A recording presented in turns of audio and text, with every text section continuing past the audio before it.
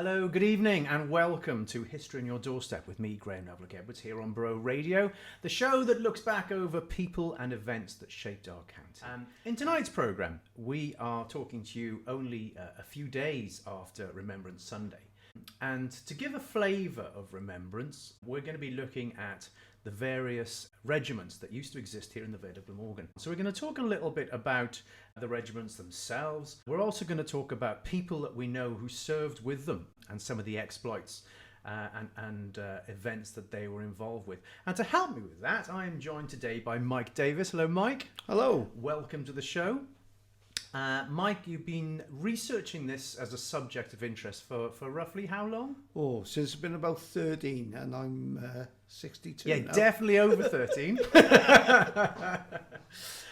So yeah, we cannot wait to get stuck into it and to find out rather more. So where we're going to take tonight's show, we're going to sort of start off by looking at the high level, looking at who the regiments themselves, because you'd be surprised possibly how many there were. And also where they were based and the sort of things that they were involved with. Then we're going to delve a little bit deeper into some of the personal stories and who exactly was involved. So let's kick off at the top end of that then. So roughly speaking, of the regiments that you've researched, I mean, how many different regiments, army regiments, were there based in the Vale of Glamorgan? Basically, there were 4 regiments. One battalion of the Welsh regiment called the 7th Cyclists. Right. But they were recruited all the way from Swansea to Cardiff up to Merthyr. Oh. So we're not going to dwell into them, Yeah. really. Then you had the Glamorgan Yeomanry, which were mainly they're a small little cavalry regiment, headquartered in Bridgend. Mm-hmm. And most of their men were recruited from the western part of the Vale, from the estates, the farmers and local businesses. Mm-hmm. That's not to say they were spread around the county as well. Yeah. A few men from Barry Penarth as well. But they were the rural, that was the rural regiment. Yeah. Then we had 2 more regiments, the Royal Engineers and the Royal Garrison Artillery. They were more to the eastern part, the more industrialised areas. They were established for defending the ports of Swansea, Barry, Penarth and Cardiff. Mm-hmm. So they were from, like I say, they were from the industrial areas. And again, all these regiments are territorial. They're all part-time. They turned up in the week to give their little tuppence halfpenny worth. Yeah. And a few weekends during the year, but their main target then was their training, their 2 weeks where they went to Brecon, to Hay-on-Wye, Penally down west, everywhere. Yeah, yeah. So it was more than in the Victorian Edwardian times. It was more than just being a soldier. It was closer. Probably getting better food than what they were at home. Right, okay. So yeah, and extra money. So there were multiple attractions to people who to join. It wasn't just a matter of joining. Because at this moment in time, when was the Glamorgan Yeomanry sort of first established? They were established in 1901. Right. Okay. Just during the end of the last 6 months of the Boer War. Right. Glamorgan sent off men in the Imperial Yeomanry to South Africa, but there was no regiment of Yeomanry in Glamorganshire. Right. And it was a big county, so in 1901 that was set up. Mm-hmm. Mm-hmm. And it wasn't long until they had a drill station in Cowbridge, which unfortunately I do not know where it was. Oh, right, okay. So where were, I mean, you said they were based in Bridgend. They had a drill station in Cowbridge. Did they have any other institutes dotted around the area, or was it predominantly? No, not in the Vale. Right. But you got to remember, in the sort of time of the First World War and before, there was a train from Barry to Cowbridge. Yes, of course. Yeah. And that obviously went to Cardiff.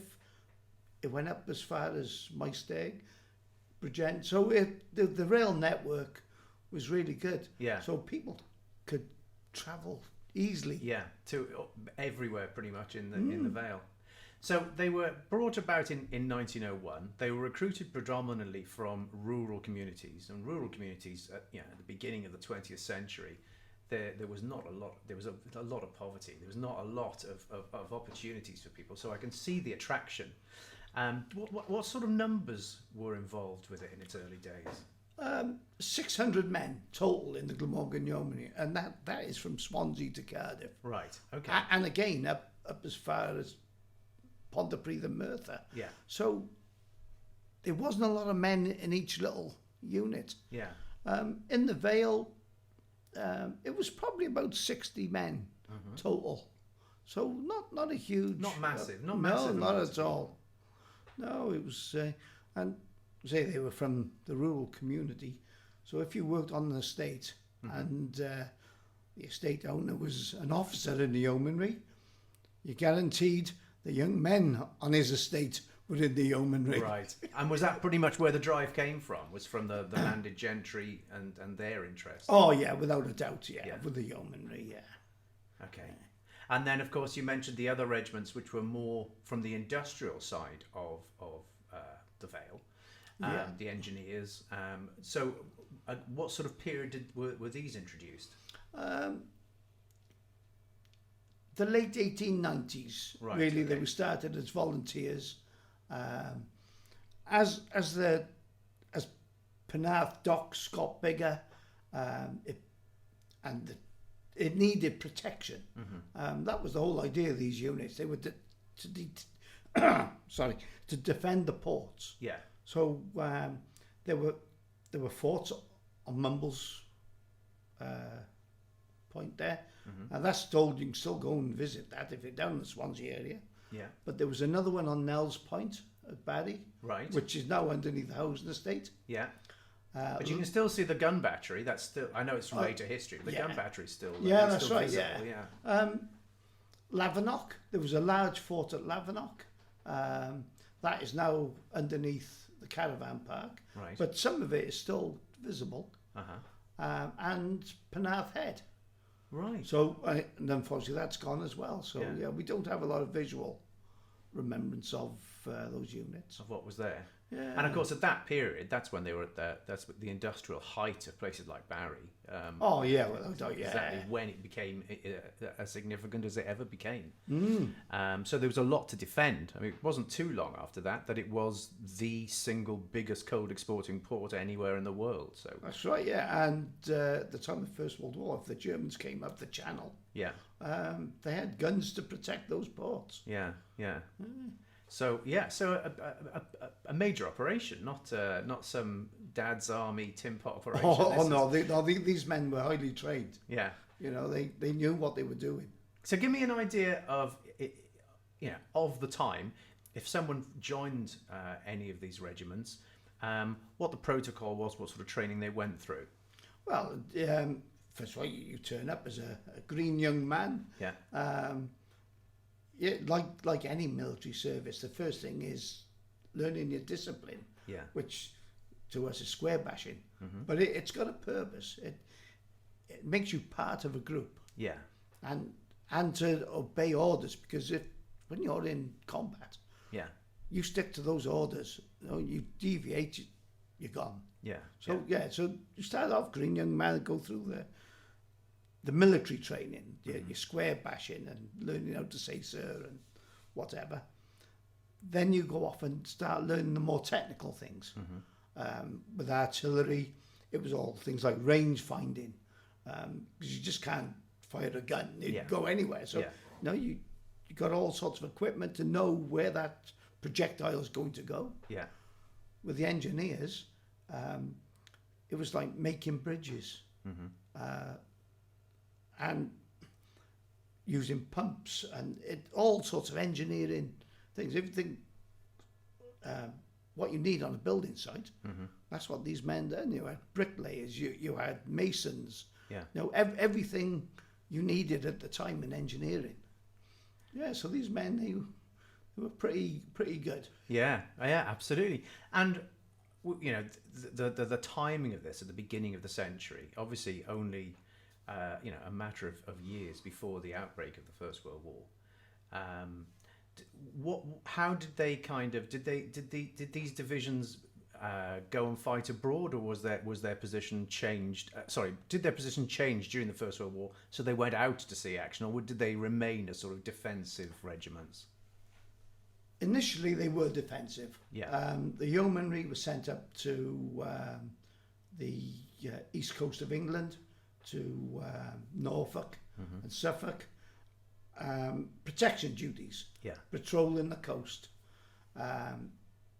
The engineers and the garrison artillery, they went to Plymouth, to Milford Haven, to the larger forts, and quite a large contingent of the Glamorgan fortress engineers. They went to Gibraltar. Oh, right. So most of these men had never left Wales, never known the United Kingdom.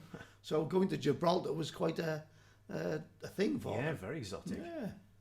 But come 1917... Yeah. let's go back. The engineers first. 1915, a lot of those men, they were needed in France. Yeah. So they were taken away from their defending port work, and they became general engineers out in France. And like I say, there was a contingent went to Gibraltar. The garrison artillery, they didn't go abroad until 1916. You had the field artillery, which manned the small mobile guns, and the garrison artillery, they manned the larger, less mobile guns. So they were like 20-mile snipers. Yeah. You know, they fired their big rounds a long way. Yeah. Then you had the Yeomanry. 1917, they went from the east coast of England out to Egypt, and they were defending the Nile, and they were on the edge of the Sinai Desert. And very so interesting.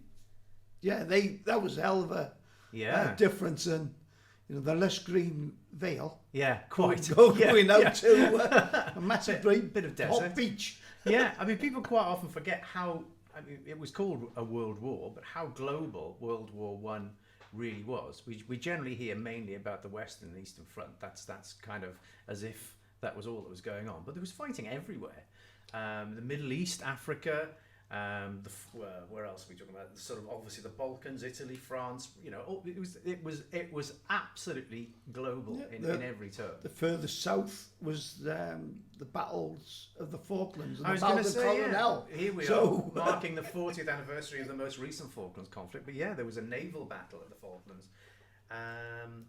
Back in December the 8th, 1914. So it was happening everywhere, and people were being uprooted from communities and taken all over the place. I mean, you mentioned 1916 as being a bit of a ballooning year, and of course that's when conscription was introduced, became compulsory, that they wanted from January 1916 on. Everyone had to, unless they had something to mitigate, everyone had to sign up and fight, and that saw little regiments popping up everywhere. And we were talking about some earlier before we came on air, where you had regiments being set up for pharmaceuticals and chemists and lawyers, and then people from certain colleges, and even the civil servants we talk about having their own regiment in London. So you saw lots and lots and lots of small outfits being set up, basically to encourage people to join up together and be with their circle of peers to go out and fight together. And that peership, your friends, that actually quickened the training period, because you already knew the man next to you. Yeah. So all you needed then was an officer then to command you. Yeah. It made things a lot easier. Yeah. So what those men were able to do initially was release the territorial soldiers who were doing the protection duties. Yeah. So you had trained men just wandering the coast of Britain. Yeah. You had all these new recruits. It was easier. Send those men abroad. Yeah. And the new recruits, then they could carry on their training, doing the defending.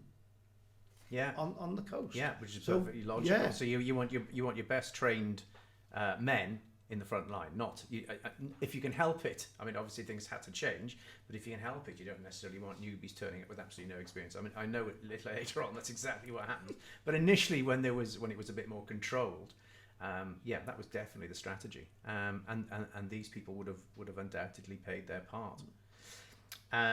So we've got these three local regiments. We've got people coming to the Yeomanry, as we said, from the more rural communities. We've got people coming into the artillery and the engineers, much more from the more industrial eastern side of the Vale of Glamorgan. They were all doing their roles. Was there much in the way of rivalry between the three of them? In a way, right. Very much like the rivalry that there is today between Wales and England. Yeah. You know, there is no physical rivalry, but you put a rugby ball, a football, or a boxing match, then you've got that rivalry, and that's where the rivalry between the units really stood out. Right, right. Yeah, I can imagine. There's a lovely story from slightly later history, but very, very similar kind of setup, in that there was a great deal of rivalry between the Abergavenny and the Talgarth men who were in the Home Guard at the time. And they would frequently have exercises where they would take each other on, where they would try and capture something from the other's camp and so forth. And the Talgarth men decided that their advance on Abergavenny, they were going to be really smart about it, really clever, and they were going to avoid roads and go through woodlands and over hills and down dales and all that sort of thing.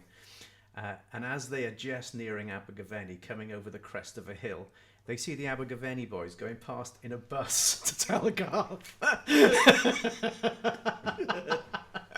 But they might just have been outmanoeuvred. So there's always a little bit of tribalism between neighbouring regiments. Yes, without a doubt. So yeah, I'm sure that would have played its part too. So what we're going to be looking at now is we're going to be looking more at some of the individual people who were involved in these regiments, what their stories were, and I guess people listening to this may well hear family names. Would you think that's like it might? Would we talk about people who have still got family in the Vale today? Oh yes, without a doubt.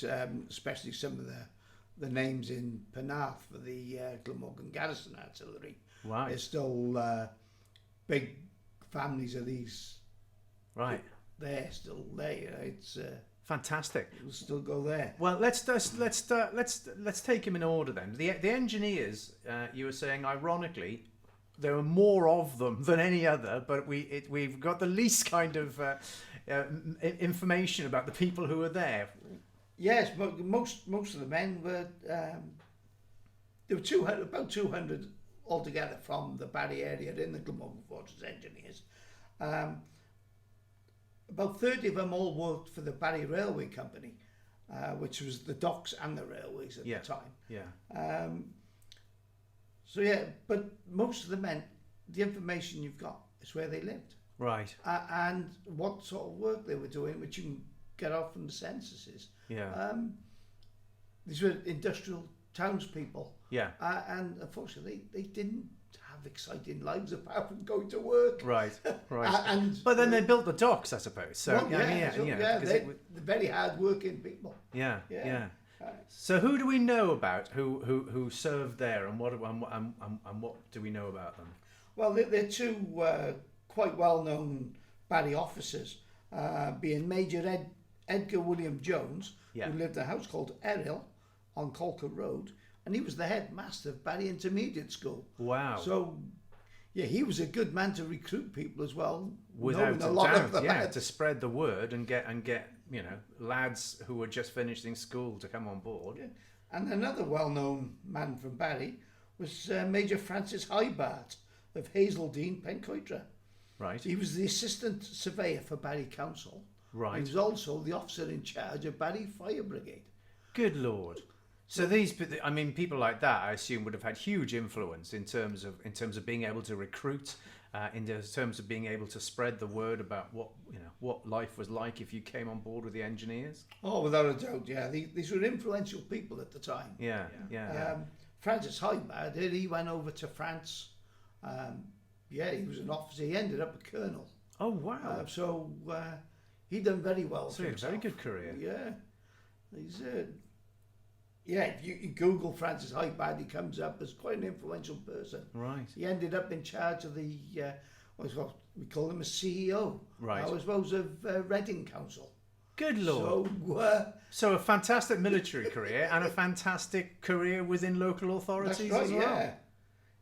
Wow, that's quite impressive. I wasn't expecting that at all.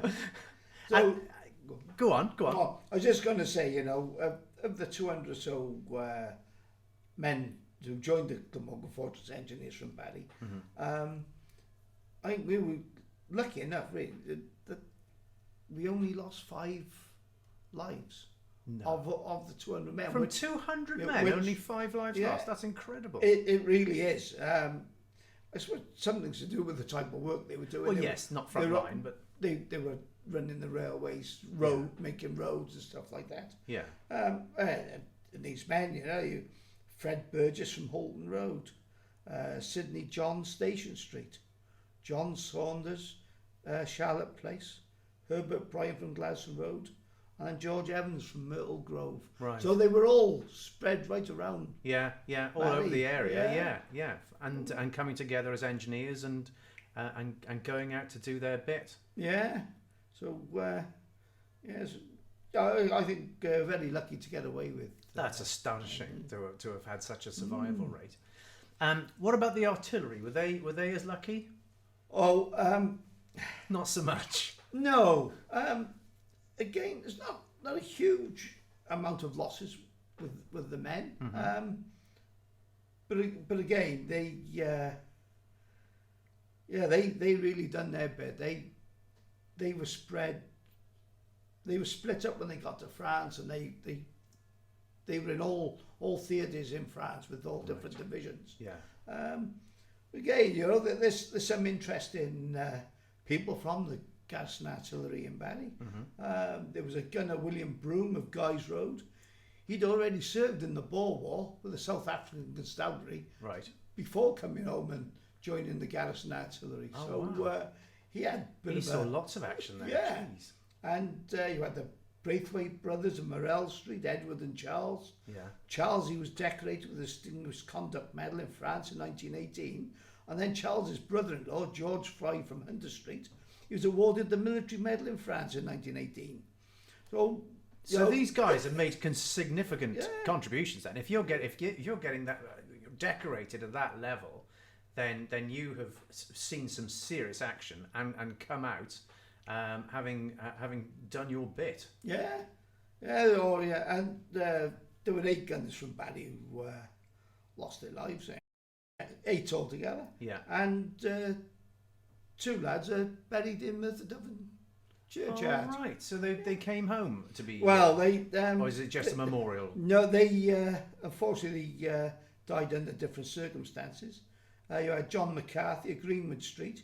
He died in Dundee War Hospital of pneumonia. Right. And Owen John Bell of Friar Street, who died at West Didsbury Red Cross Hospital in Lancashire of a ruptured duodenal ulcer. Oh no! So it wasn't.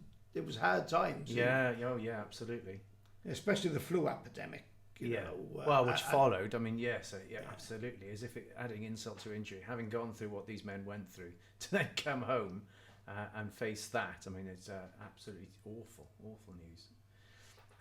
So, again, surprising how many of that detachment of men came home. Oh yeah. So because that artillery, I mean, they are in the thick of it, aren't they? Let's be honest. In Penarth, there was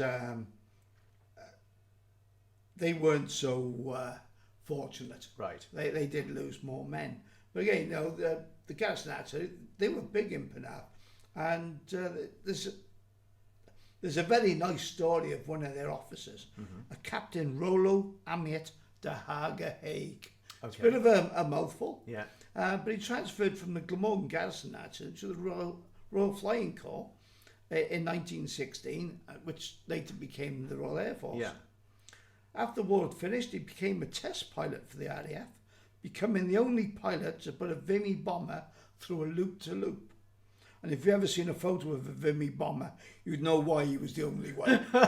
It was a massive aircraft, Right. A biplane made of canvas and wood. Oh, right. Okay. So, in 1922, he competed in the very first King's Cup air race, a cross-country air race run by the Royal Aero Club, which celebrated its 100th anniversary this year. Wow. And they had a veteran race. And it wasn't veteran of the people, Yeah. it was veteran of the aircraft. So it was completed with tiger moths, Good old, Lord. gypsies, and really old aircraft. Oh, so it's dear quite, Lord. quite I mean, interesting. those when you see them up close and you know, you just think, who on earth would want to fly this? they are so flimsy and brittle. Oh, yeah. Oh, dear Lord. And Rollo, he flew in his race in one of the very first monoplanes. Wow. So where was Rollo from? Where was he? Plymouth. He was actually born English for a Scottish family. Right. But he lived in Plymouth Road in Penarth. Oh, right. Okay. Yeah. And unfortunately, poor old Rollo, his brilliant career came to an end when he swept off his yacht near Plymouth. His personal yacht. His personal yacht. Oh, yeah. right. Okay. Yeah. So, and he was only young. He was 1936. So his surname was Haig, do you say? Yes. He was related to... Not Sir Douglas. Right, no, okay. but, Just checking. Yeah, but very... They're a good family, though. If they're able to afford yachts in those... Well, in any days, but in those days as well. Yeah.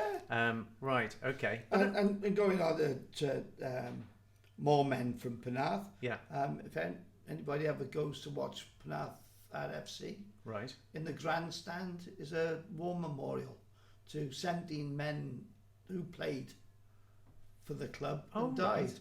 And of those 17, 5 were in the Glamorgan Garrison Artillery. Good Lord. Yeah, and these families, one man was Earl Malcolm Angove, Tom Bartlett, Edward Boyle, Jack Regan, and Alexander Forvell Whitley, which is quite a nice name. Yeah. But yeah, so of the 17-5, so it shows how big a contribution Penarth put into the Garrison Artillery. Absolutely. Of the 200 men, that's quite a shift just from Penarth. Yeah.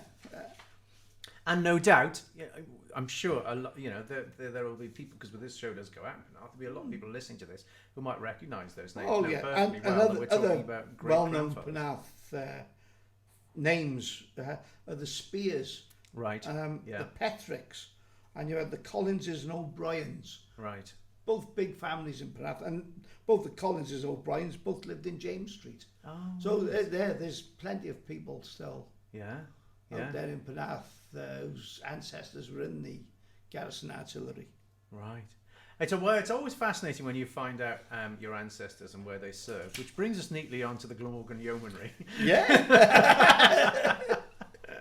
This is how Graham and I actually got talking, because his surname being Loveluck is not a common name. No. And Graham's family hail closer to the Bridgend area, outside the Vale, but there were a few men. Yeah, in quite the Glamorgan a few Lovelucks. Wow, as it turns out. So, besides the retrobates related to me, I mean, who else do we know served with the Glamorgan Yeomanry? Well, we had a man from Penarth, lived in a modest house in Penarth. People might know it. It's called Home Tower. His name was Captain John Richard Palin Evans. Right. His family were flatware manufacturers, which to us is knives, forks and spoons. Right, I see. Okay, just checking. He unfortunately he died very young as well in 1928, and he left a few quid. Yeah. £65,500. Wow.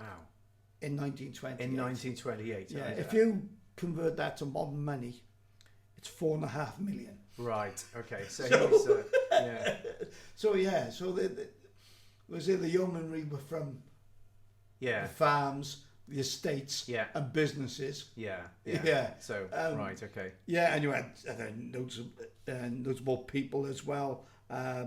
Charles Gresford Edmonds of Colwinston, Yeah. Gilbert Stradlin Nicol Carn, Right. Nash Manor in Lisworthy. Well, Stradlings and Carns. I mean, if you know your Vale families are the upper strata without a shadow of a doubt. And Nash Manor is easy to see. Yeah. If you travel past Llandow Trading Estate, airfield, where you turn right to go to Cowbridge, you see some gates directly on that corner. Yeah. Well, just inside those gates is Nash Manor. Yeah. Yeah. So yeah, Absolutely. So, but yeah, so like I say, a lot of the people are from the farms and the estates. Yeah. Some of the men within this group, then you had the Luckers, Yes. Thomas from Treguff, who also won the Distinguished Conduct Medal in France. Well, the Luckers were Tythegston, and they still are to this day. They're still Tythegston. There are some there, yeah. And you had Gwilym, he was from Llanfairpwllgwyngyllgogerydd, Yeah. and he later moved to Penarth. He unfortunately died in Egypt in 1917. But like you just say, the Luckers are still farming. Yeah. In the Well, Vale. they were. If you look at the legend of the 12 Knights, the Luckers were he was one of the legendary 12 Knights of Glamorgan. Whether the Luckers generally were part of the Norman invasion is up for grabs, but they as a family they've had their roots in Tythegston certainly back to the 13th century, if not before. So that's but yeah, similarly to some of the other, like the Stradlings, who wrote the Legend of the 12 Knights. So yeah, they're interlocked. So you've got some, well, what you would consider to be some of the great families of Glamorgan attached to that. And just to show the spread of where these men came from, you had Tudor Llewellyn. He was from Moreland's Farm in Pentline. Yeah. One local to me, Sidney Radcliffe from Penmark Place, and William Savers from Fontagheri Farm. Yeah. Which we all know that is now, because that's called the Fontagheri Inn. Yeah, yeah. And say businesses as well. We'll keep with the pub theme. You had Robert William Williams from the Carpenter's Arms in Wick. Yeah.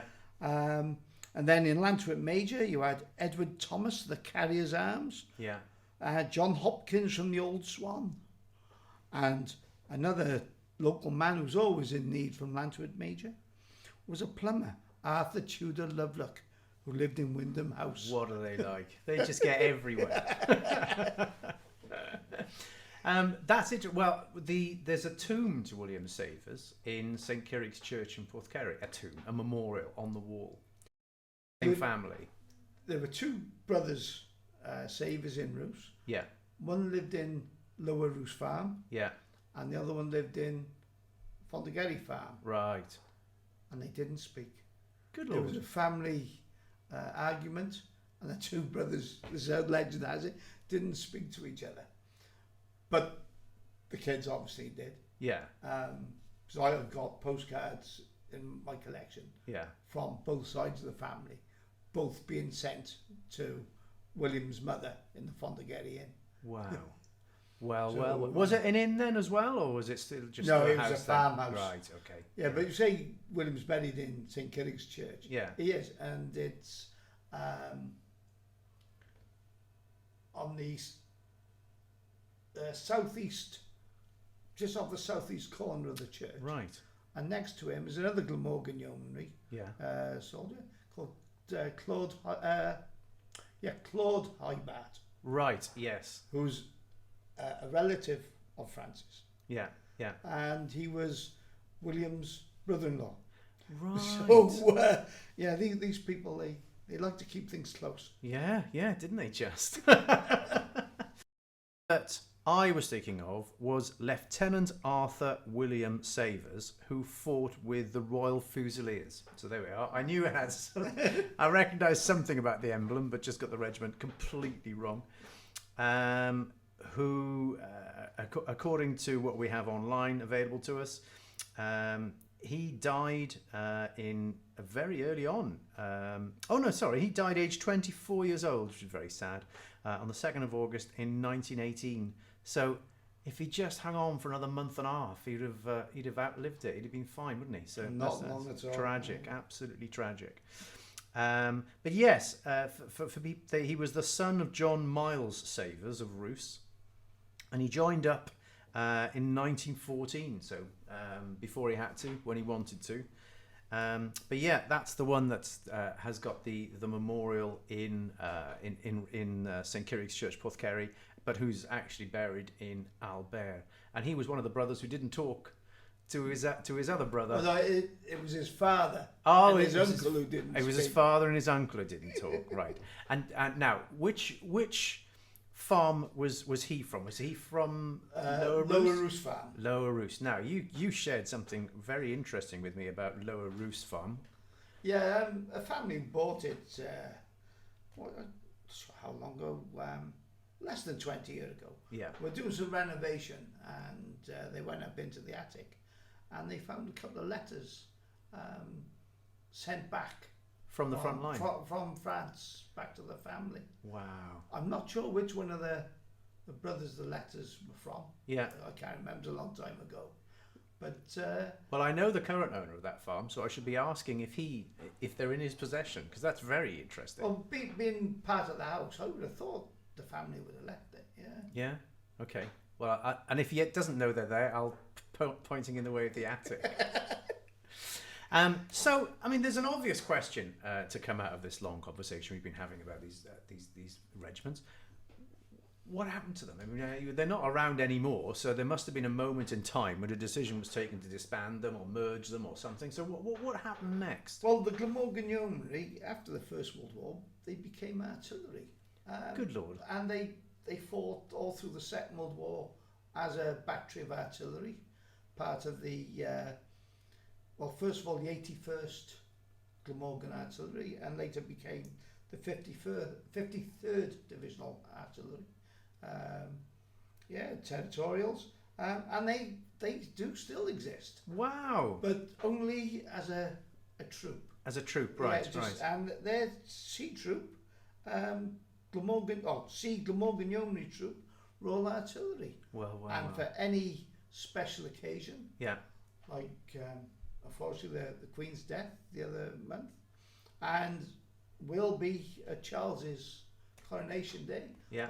I would think they'd be there in the middle of Cardiff Castle with the guns, firing the salute. Wow, that's lovely to know. They're still, in some respect, still going. Yeah, they're no longer in the Vale. They're Cardiff and further afield, Newport, right. Abergavenny. Yeah, unfortunately, there's no territorials of any sort left in Barry at all. Or the Vale. Or anywhere in the Vale. That's strange, isn't it, when you think about it? But yeah. Yeah, because the Royal Garrison Artillery were basically stood down. Mm-hmm. There were no need for defending the ports anymore. Aircraft took away the need for shore batteries. Right. Okay. Yeah. Yeah. So they were sort of merged into the greater artillery role. Yeah. And the Royal Engineers, they became the Glamorgan Signal Troop. Mm-hmm. Royal Engineers in 1921. Then later on the 53rd Divisional Engineers, and they're still going. Right. They're still in the TA Centre in Mainland and Cardiff. Have been mainly. In Maindy, yeah. And down in Bridgend. Right, I know. Yeah. So they're still about. So they're about, but just no longer here, which is a little bit sad. Yeah, people from the Vale have to jump in the car or on the train and go to Cardiff or Bridgend. Yeah, yeah, and after with all that heritage as well. Well, look, this has been a fascinating conversation. I thank you so much for particularly all the research that you've done and sharing with us. Particularly for me, what brings us alive is the people. You know, the people, their addresses, ordinary people from Barry, Cowbridge, Bridgend, Tythegston, wherever, Llantwit Major, people who ran pubs, people who worked on the railways. These people were coal trimmers on the dock, masons, carpenters. We said pub landlords, farmers. They everyday people, and without people, you don't have. No, that's right. Regiments. You don't have regiments and armies and all the things that were needed. But that's fantastic, and thank you so much indeed for sharing it with us. That pretty much brings tonight's programme to a close. I've got a couple of bits and pieces to share with you. The first being that the next episode of History on Your Doorstep, according to my calendar, goes out on Boxing Day.